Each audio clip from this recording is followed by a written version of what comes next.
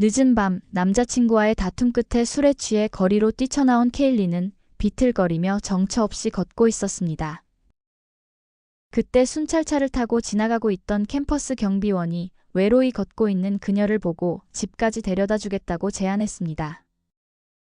울고 있던 케일리는 대학가 안전을 책임지는 경비원이 자신을 안전하게 집에 데려다 줄 것이라 믿고 차에 올라탔지만 차량은 예상치 못한 다른 방향으로 향했고 경찰은 그녀에게 성적인 요구를 했습니다. 케일리가 도망치려 하자 경찰은 그녀의 목을 조르며 의식을 잃게 만들었습니다. 그는 사람이 없는 주차장으로 차를 몰아갔고 케일리가 다시 의식을 찾자 한 번 더 그녀의 목을 조였습니다. 이후 그녀를 차 밖으로 끌어내서 돌로 그녀의 머리를 여러 차례 내리친 후 몹쓸 짓을 했습니다. 그녀가 다시 움직이기 시작하자 더 큰 돌로 가혹하게 내리쳐 그녀를 죽음에 이르게 하고 현장을 떠났습니다.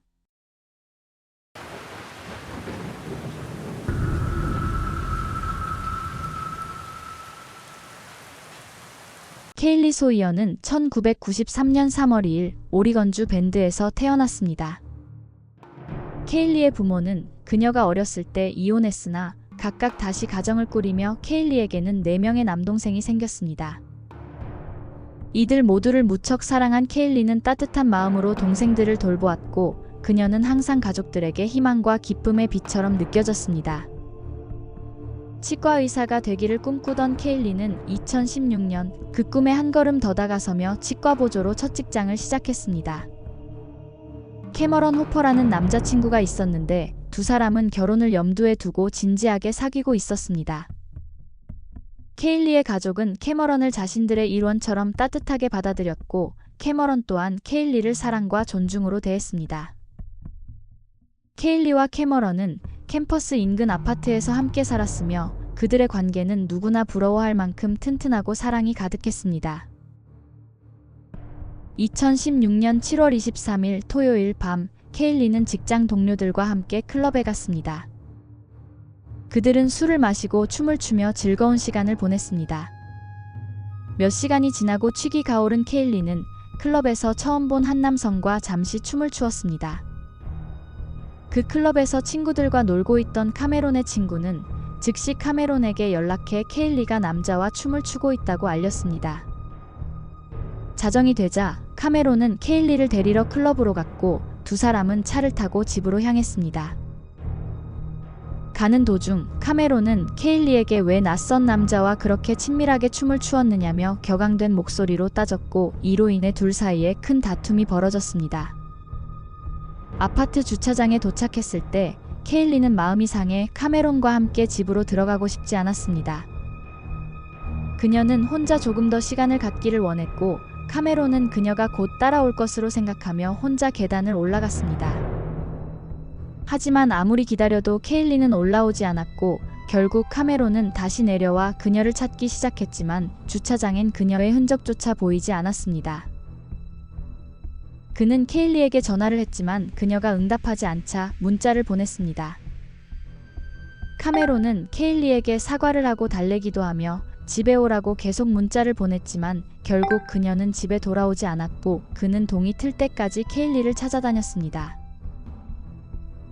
카메론은 케일리가 친구 집에 갔을 거라고 생각했고 술에 깨면 미안한 표정으로 집으로 돌아올 거라고 기대했습니다. 그러나 그런 일은 발생하지 않았고 케일리의 친구들과 가족에게 연락을 취한 후에도 그녀의 소재는 파악되지 않았습니다. 결국 그는 상황이 심각하다고 판단하여 911에 전화를 걸었습니다. Hello? Hi. I'm not sure if this is quite the right number to call. Last night I got home from the bars with my girlfriend, and she got upset at me and ran off. And I chased her and wasn't able to find her, and I still haven't heard from her. Her phone's off. I called all our family, and they haven't heard from her, so I'm wondering what you recommend I do. We can put in a call and we can have officers or deputies look for her. 케일리의 친구들과 가족은 케일리의 사진이 담긴 실종자 포스터를 만들어 마을 곳곳에 붙였습니다. 밴드 경찰서는 케일리의 실종을 상당히 빠르게 조사하기 시작했습니다.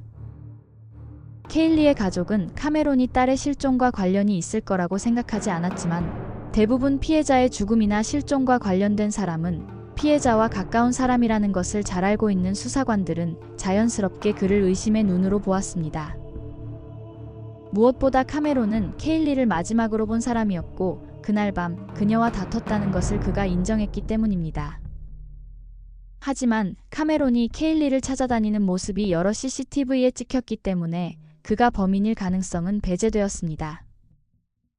다음으로 의심이 가는 사람은 클럽에서 케일리와 같이 춤을 춘 남자였습니다. 하지만 그 남자는 클럽에서 나와 바로 집으로 갔다는 것이 밝혀지면서 용의자 선상에서 제외되었습니다. 그녀가 실종된 지 48시간이 채 되지 않았음에도 불구하고 밴드에서는 거의 모든 사람이 그녀의 실종 소식을 들었습니다. 수색 작업이 지속되는 가운데 케일리에 가까운 사람들은 그녀가 자발적으로 사라졌을 리 없다고 확신했습니다. 케일리의 행방에 대한 어떠한 단서도 찾지 못한 수사관들은 그녀가 혼자만의 시간을 보내고 있을 가능성을 염두에 두며 월요일에는 직장에 나타날 것이라고 기대했습니다. 하지만 월요일이 되어도 케일리는 출근하지 않았고 그녀의 계속된 부재는 수사에 더욱 긴장감을 더하며 심각성을 증가시켰습니다. 이에 경찰은 수색 범위를 확대하고 더 많은 인원을 동원하여 그녀를 찾기 위한 노력을 강화했습니다. Alex Sawyer was last seen early Sunday morning near her West Bend apartment parking lot, walking toward nearby Central Oregon Community College. Her mother says her daughter is very close to her family and it's very unusual for them not to hear from her for 2 days. She has four younger brothers who desperately want their big sister home. Missing 23-year-old Kaylee Sawyer has much of Central Oregon on the lookout. Thousands of concerned residents spent the day putting up flyers and sharing their concern on Facebook.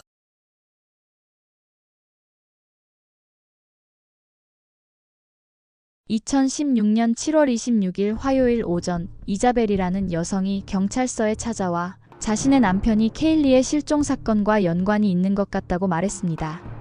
당시 이자벨은 신입경찰관이었으며 그녀의 남편 에드윈은 센트럴 오리건 대학 캠퍼스에서 경비원으로 근무하고 있었습니다. 이자벨에 따르면 지난 토요일에 남편 에드윈은 야간 근무를 위해 오후 3시 30분쯤 집에서 나갔습니다. 그의 근무 시간은 보통 새벽 2시에 끝나지만 일요일 새벽에는 이자벨이 잠들어 있었기 때문에 남편이 정확히 몇 시에 집에 돌아왔는지는 알 수 없다고 합니다. Waiting for him to get up so we could start the morning. So he comes out of the room and his eyes were all teary. That's why I'm like, what happened? Tell me what happened. What's wrong? So he sits on the sofa. I turn off the TV. He's like, I kill a woman. That's what he said. I'm like, what do you mean? Then he's like, I hit her with the car. And did he tell you which car? He said the security, the job, the car that they used at the job. Said something that he hit her with the car, Yeah. and then he panicked. Okay. So then I asked him, like that's what I was trying for him to explain to me. So you hit her with the car, that's an accident. Yeah. Why? What do you mean you panic? What do you mean? 이자벨은 에드윈과 오랫동안 함께 살아온 만큼 그가 단순한 교통사고가 아닌 더 심각한 사건에 휘말렸음을 직감할 수 있었습니다. 그녀는 에드윈에게 사실을 말해달라고 애원했고 에드윈은 방 안을 오가며 사고였어 라고 혼자 중얼거렸습니다.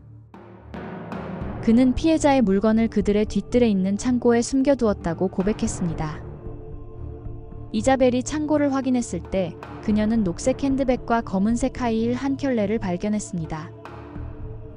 이자벨은 케일리의 실종 사건을 뉴스에서 유심히 봤었기 때문에 그녀의 남편 에드윈이 케일리의 실종 사건과 관련되어 있을 수 있다는 것을 깨달았습니다. 에드윈은 한동안 집안에서 불안하게 중얼거리며 돌아다녔고 결국 차를 타고 어딘가로 떠났습니다. 경찰은 에드윈과 이자벨의 집에 대한 수색영장을 발부받아 그들의 집을 철저히 수색했습니다. 그리고 이자벨의 진술대로 뒤뜰에 있는 창고에서 비닐봉지에 담긴 케일리의 물건들을 찾았습니다. 하얀 봉지 안에는 피가 묻은 케일리의 녹색 가방이 있었으며 금발의 머리카락 뭉치와 피가 묻은 큰 돌도 들어있었습니다.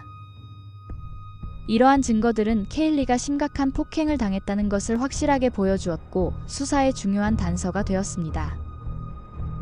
케일리의 사건은 실종 사건에서 강력 사건으로 전환되었고 수사관들은 그녀의 가족에게 가슴 아픈 소식을 전했습니다. 도주 중인 에드윈은 부모 집이 있는 살렘까지 약 3시간 30분을 운전해 갔습니다. 도로변에 차를 세운 채 운전석에 앉아 다음 도주 경로를 고민하고 있었습니다. 그러던 중 한 젊은 여성이 차에 타는 모습이 그의 눈에 들어왔습니다. 그 여성은 19세 안드리아 마이스로 티모빌에서 고객관리 근무를 마치고 집으로 운전하려던 순간 예상치 못한 상황에 처하게 됩니다. 차에 시동을 걸자마자 조수석 문이 열리고 에드윈이 차에 뛰어 올라탔습니다. 에드윈은 그녀의 머리에 총을 들이대며 살고 싶으면 운전을 시작하라고 위협했고 안드리아는 공포에 휩싸여 운전을 시작했습니다. 안드리아는 에드윈의 위협 속에서도 침착하게 고속도로를 운전했고 에드윈은 자신이 사람을 죽이고 도주 중이라는 충격적인 고백을 했습니다.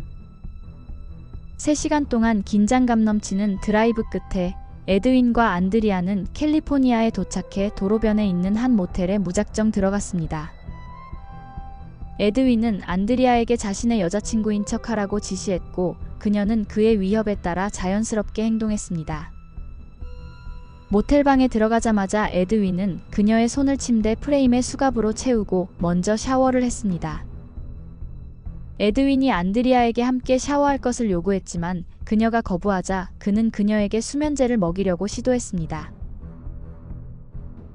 때마침 그때 그녀의 전화기 알람이 울렸고 깜짝 놀란 에드윈은 무슨 소리인지 그녀에게 물었습니다. 안드리아는 기지를 발휘해 알람이 자신의 성병 약을 먹을 시간을 알리는 것이라고 거짓말했습니다. 이 말을 들은 후 에드윈은 안드리아에게 아무 짓도 하지 않았습니다. 다음날 새벽 1시에 에드윈과 안드리아는 모텔을 떠나 5시간 동안 운전한 뒤 차가 고장나서 부득이하게 근처 모텔로 들어갔습니다. 주차장에서 짐을 싣고 있는 노인을 발견한 에드윈은 총을 들고 차키를 요구했습니다. 하지만 노인은 차키를 주는 대신 사람들에게 도움을 요청하며 소리쳤고 에드윈은 결국 그에게 총을 발사했습니다. 노인이 쓰러지자 당황한 에드윈은 안드리아의 손을 잡고 근처 주유소로 달려갔습니다. 주유소에서 주유 중이던 중년 여성의 차에 에드윈과 안드리아는 올라탔습니다. 차 안에는 여성의 2 어린 손자도 함께 타고 있었습니다. 에드윈은 그 여성에게 운전하라고 지시했고 그렇게 5명이 차에 탄 채로 다시 도로를 달렸습니다. 한참을 달린 후 에드윈은 여성과 어린 손자들을 차에서 내리게 했고 인질이 필요했기 때문에 안드리아만을 차에 태운 채 도주를 계속했습니다. 경찰에게 잡히는 건 시간 문제라는 것을 깨달은 에드윈은 안드리아의 휴대폰으로 비디오를 녹화하기 시작했습니다. Hi everybody, I just want to say that I apologize for everything I've done. Most likely I'm going to get caught. And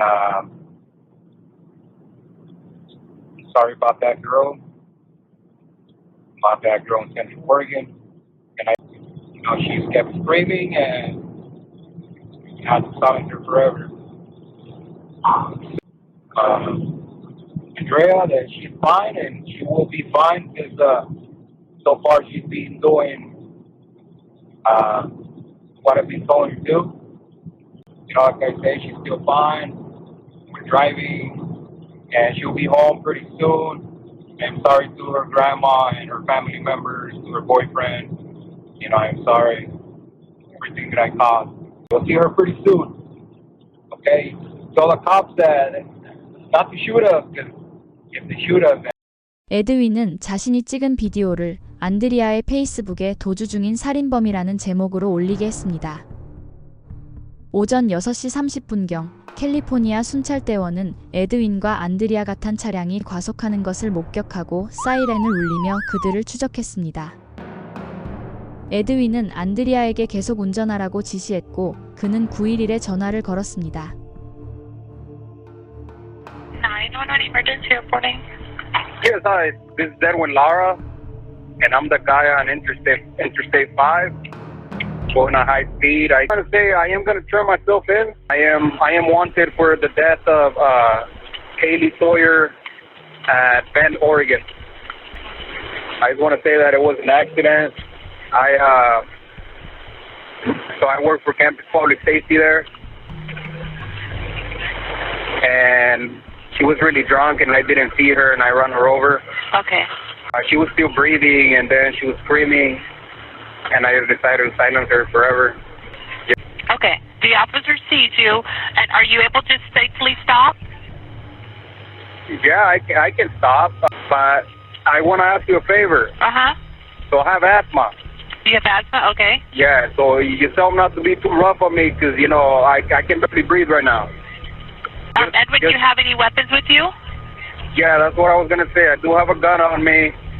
I am not going to flash the gun, so you tell them not to shoot me. Okay. No, I don't want to die. Hello? Yeah, hi, Andrea. Are you Hi. okay? You don't need any medical or anything? No. Okay, so he is stopping? Mm-hmm. Okay, make sure your hands are up too and stuff. I know you're on the phone right now, but just hold your hand up so they can see your hands too. Okay.